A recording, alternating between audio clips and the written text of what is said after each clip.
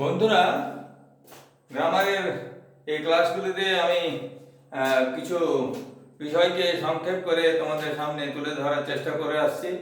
আর আজকেও তেমনি করেই তোমার সামনে তুলে ধরছি ডিড এবং ডিডন্টের প্রয়োগ। এখানে দেখো আমি লিখে রেখেছি ডিড এবং ডিডন্টের প্রয়োগ নিয়ে সতর্কতা প্রয়োজন কেন। ডিড এবং ডিডন্টের প্রয়োগ নিয়ে সতর্কতা প্রয়োজন কেন সেটা মাথায় রেখে কাজ করতে হবে। ঠিক আছে, কি কি কারণে সতর্ক হতে হবে তার কারণগুলো এক এক করে উদাহরণের সঙ্গে বোঝাবো, মানে বোঝানোর চেষ্টা করব। বুঝে নেওয়ার ব্যাপারটা তোমাদের নিজের, যারা যেমন বুঝতে চাইবে তারা তেমন করে বুঝতে পারবে। তো যদি তোমাদের বোধগম্য হয় মানে বুঝতে পারো তাহলে এটাকে অবশ্যই লাইক করে দিও। আর ভিডিওটা শেষ পর্যন্ত দেখো যে আমি কি বলতে চেয়েছি। যদি জ্ঞানের মতো কিছু থাকে বোঝবার মতো তাহলে সাবস্ক্রাইব করতে হবে কিন্তু, ঠিক আছে, যাতে আমার সঙ্গে একইভাবে আগেও একই সম্পর্ক বজায় থাকে। তো ডিড এবং ডিডন্টের প্রয়োগ নিয়ে আমাদেরকে সতর্কতা প্রয়োজন কেন আমাদের। তো এগুলো এক এক করে আমরা কারণগুলো বলবার চেষ্টা করছি। এখানে নাম্বার 1 আমি লিখে রেখেছি, দেখো ডিডটা হচ্ছে ভার্ব টু। কি হচ্ছে এটা? Simple past form. Verb two মানে সিম্পল পাস্ট ফর্ম। এইটা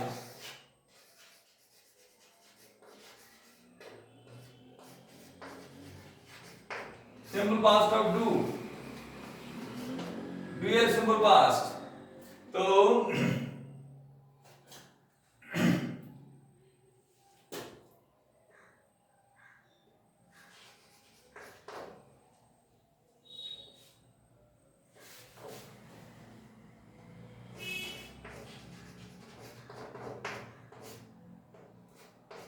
তো এটা সিম্পল পাস্ট ফর্ম টু, এটা অ্যাফার্মেটিভ সেন্সে, অর্থাৎ এটা যেটা ধনাত্মক মানে হ্যাঁ বাচক বাক্যে ব্যবহার করা, এটা হ্যাঁ বাচক বাক্য।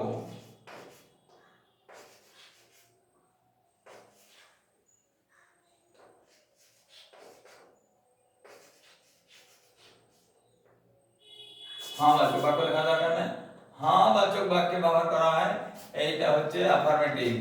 তো যখন অ্যাফার্মেটিভ সেন্সে কেমন ব্যবহার হবে তার উদাহরণ দেওয়া হচ্ছে। আর ডিডন্ট হচ্ছে ডোন্ট এর ভার্ব টু, ডোন্ট এর simple past form of don't. আর এটা নেগেটিভ সেন্স, এটা নেতিবাচক অর্থে ব্যবহার করা হয়, না বাচক।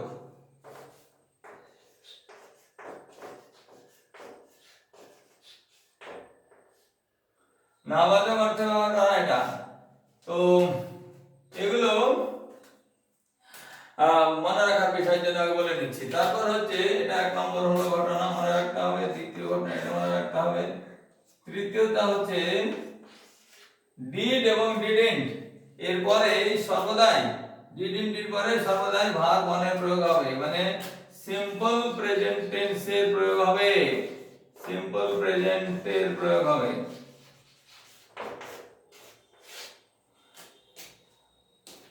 তো যেমন যদি বলা যাবে না আই ডিডন্ট ওয়েন্ট, বলা যাবে না, আই ডিডন্ট হ্যাড বলা যাবে না, ঠিক আছে। তো এমনি করে সিম্পল প্রেজেন্টে ব্যবহার করতে হবে, যেমন আই ডিডন্ট গো হতে পারে, আই ডিডন্ট হ্যাভ হতে পারে। তো কিন্তু সেটাও মনে রাখতে হবে যে ডিডন্ট পরে হ্যাভ হলেও ডিডন্ট পরে হ্যাজ হবে না। তো যেগুলো হবে না সেটা এক একটা উদাহরণ দিয়ে বলছি। তবে এটা মনে রাখতে হবে যে ডিড অথবা ডিডন্ট এর দুই পরেই সর্বদাই ভাব অনের প্রয়োগ হবে, মানে সিম্পল প্রেজেন্ট টেন্সের প্রয়োগ হবে, এটা কোনোভাবে চেঞ্জ করে না। আমাদের নিয়মগুলো আমাদের নিজের বানানো থাকে না, এগুলো যে ভাষাটা একটা বিদেশি জাতির কাছ থেকে এসেছে, তারা যেভাবে তাদের ট্র্যাডিশনস, যেভাবে তাদের কনভেনশনস তৈরি করেছে বাক্যের প্রয়োগের, আমাকে সেগুলোই শিখে নিতে হবে।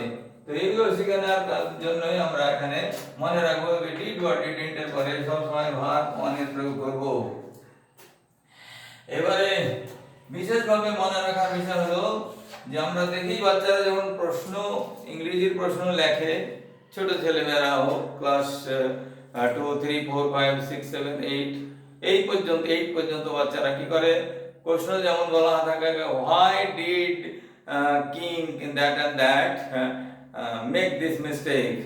তো উত্তর লিখবার সময় the king make this mistake করে, এটা উত্তর লেখার সময় আর এটাকে মেক বলে বলা যাবে না, ডিডটা উঠে যায় আনসার লেখার সময়, কিন্তু যে মেকটা ছিল ওটাকে ভার্ব টু করে দিতে হয়। এখানে বলা হয়েছে কোশ্চেনে ডিড অথবা ডিডন্ট থাকলে, এটা থাকলেও আনসার লেখার সময় ভার্ব ওয়ান, এটা বুঝতে যদি না পারা যায় আবার লিখছি, এটা ভার্ব ওয়ান টি অথবা ভার্ব টু টি বদলে যাবে, ভার্ব ওয়ান টি ভার্ব টু এ বদলে যাবে, যে ভার্ব ওয়ান ছিল সেটা ভার্ব টু এ বদলে যাবে।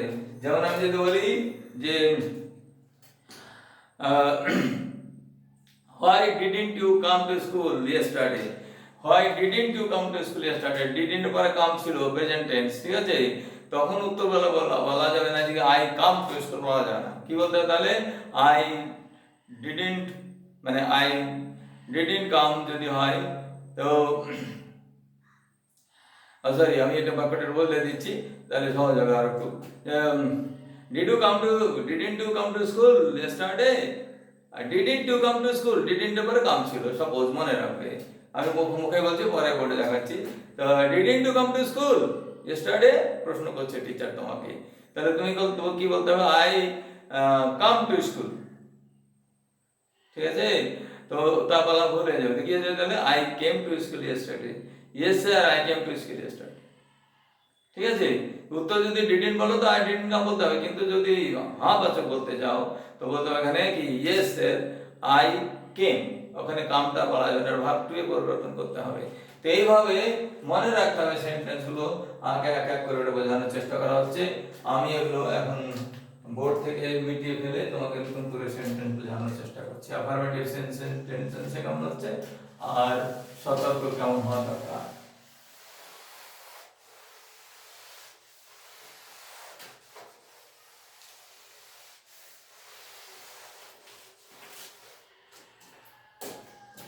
এক্সাম্পল যেমন এখানে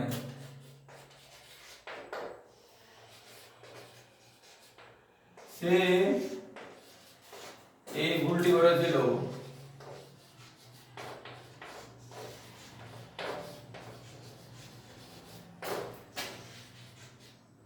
এটা হচ্ছে assertive sentence simple past tense, তোমার একটা ডিডটা সিম্পল পাস্ট টেন্সে ব্যবহার হবে আর কোনো ভাবে ব্যবহার হবে না।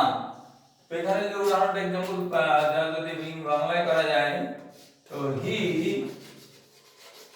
ডিড দিস মিস্টেক, এটা নাবাচক করতে বলা হয়, এটা সে করেছিল। এবারে যদি নাবাচক হিসেবে ব্যবহার করা হয়, এক নম্বর উদাহরণ হলো, দুই নম্বর উদাহরণ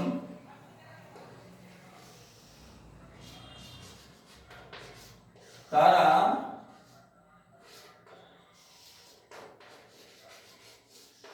এইখানে আসেনি, তারা এখানে আসেনি,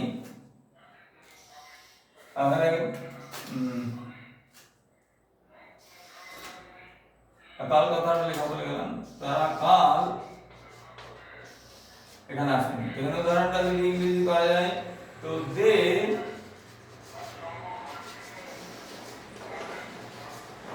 didn't come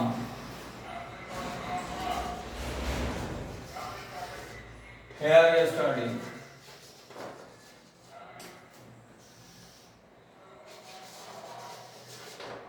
এখানে দেখা হলো ডিড এর পরে এখানে কোনো মানে নেই, মানে মূল ভার্বটা নেই, এটাই মেন ভার্ব ব্যবহার হয়েছে, কিন্তু এখানে ডিডন্ট পরে একটা মূল ভার্ব আছে সেটা হলো কাম। তো এই কামটা প্রেজেন্ট টেন্সে ব্যবহার হয়েছে, ভার্ব ওয়ানের প্রয়োগ করা হয়েছে, কামটা কি হয়েছে ভার্ব ওয়ানের প্রয়োগ হয়েছে, বোঝা গেল? এটা সিম্পল প্রেজেন্ট টেন্সে ব্যবহার করা হয়েছে, ডিড প্লাস ভার্ব ওয়ান, এটা হলো ভার্ব ওয়ান।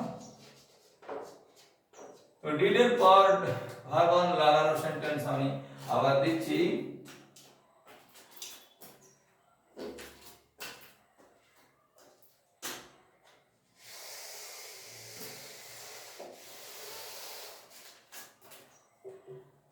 তো they didn't come here yesterday, এটা ভার্ব ওয়ান এর প্রয়োগ হলো।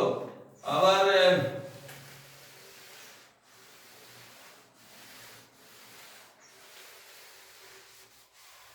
ফর্মেটিভ অর্থে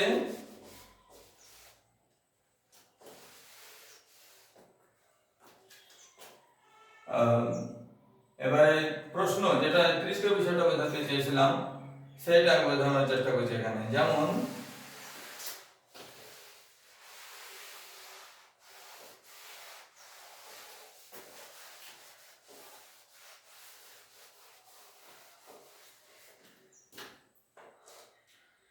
কোশ্চেন সেন্টেন্সে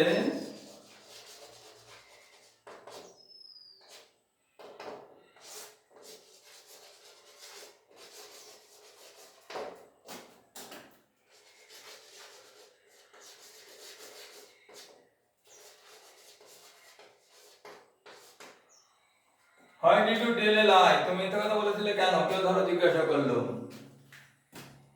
তো উত্তরটা এখানে যদি দিতে হয়, এটা আনসার যদি লিখতে হয় এখানে আনসার কি কিউটা আই বদলে বললাম আই ডিড অমিট হয়ে যাবে উত্তর লেখার সময়, ডিড কি হয়ে যায় অমিট হয়ে যায়, I told a lie for fun.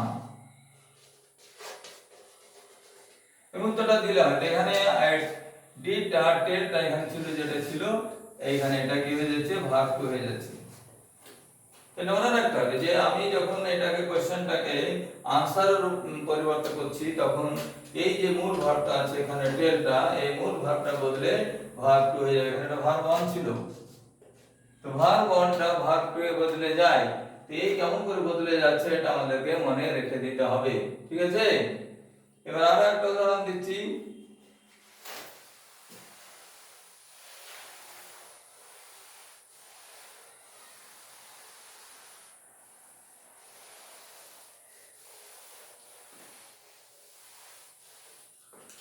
দ্বিতীয় উদাহরণ এক্সাম্পল, কোশ্চেনের এক্সাম্পল।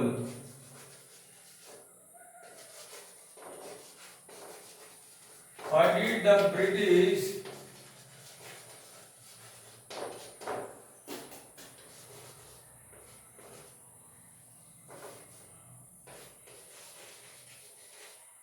leave our country?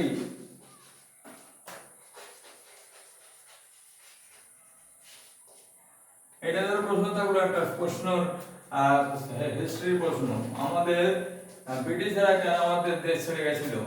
এখানে ডিড ছিল আর লিভ হলো ভার্ব ওয়ান। তো এটা হলো প্রশ্ন এক্সাম্পল, এটা হলো এক্সাম্পল কোশ্চেন। যখন এটা আনসার লিখবো তখন দা ব্রিটিশ আগে হলো দা ব্রিটিশ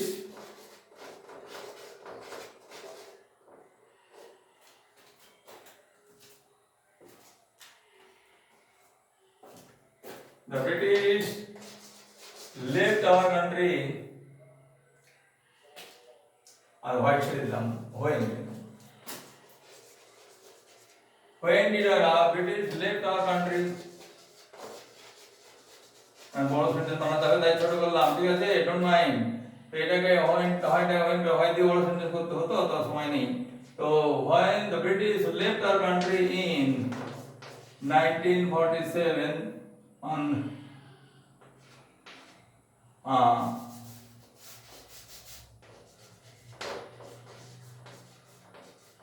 এখানে দেখো এখানে লেফট হলো লিভ থেকে, লিভটা ভার্ব ওয়ান ছিল আর এটা ভার্ব টু হলো। তো আমাদের ডিড আর ডিডন্ট এর মধ্যে এখানে এই প্রয়োগটা মনে রাখতে হবে। এইবারে যে বিষয়গুলো আমি আরো বলছিলাম, তো ডিড এর পরে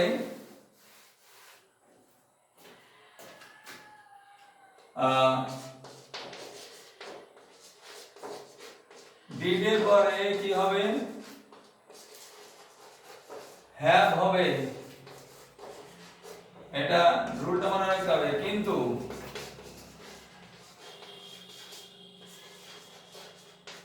হ্যাজ এর হ্যাজ হবে না,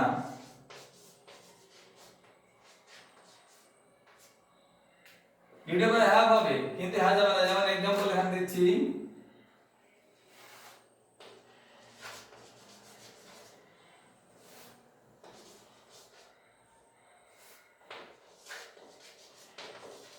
উদাহরণ দিচ্ছি, আমার কাছে তখন পয়সা ছিল না, এখানে টাকা কড়ি লিখলে হবে, টাকা কড়ি বা পয়সা। টাকা কড়ি বলতে এখানে পয়সা বলতে টাকা কড়ি বোঝাচ্ছে।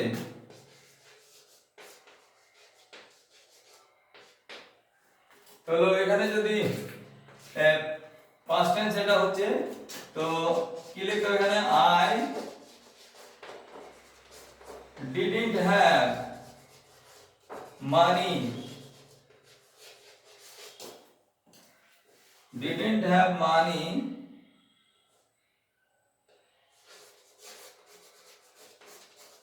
with me then। তো আয়ের পরে হ্যাভ লাগাচ্ছে বলে হ্যাভ হবে তাই নয়, যদি এটা তারও হয় তার জন্য হ্যাভ হবে, হ্যাজ হয়ে যাবে না। যেমন এক্সাম্পল এখানে, তার হাতে, এক্সাম্পল নাম্বার, দ্বিতীয় এক্সাম্পল, তার হাতে বেশি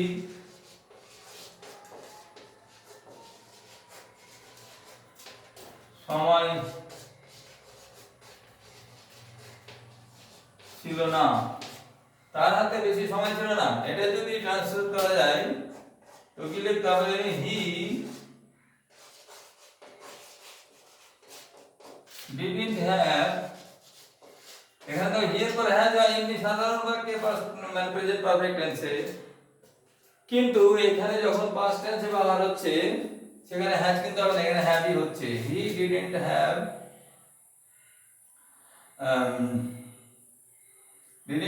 time in his hand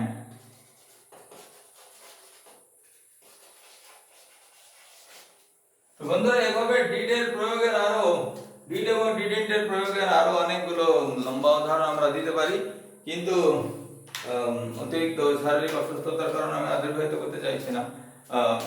যাই হোক, যেটুকু আমি বলবার চেষ্টা করেছি, যদি তোমাদের মনোগ্রাহী হয়, যদি বুঝতে পারো যে না এটা কিছু বলা হয়েছে, তো এটা মনে রেখো, ঠিক আছে? This is my earnest urge to you all.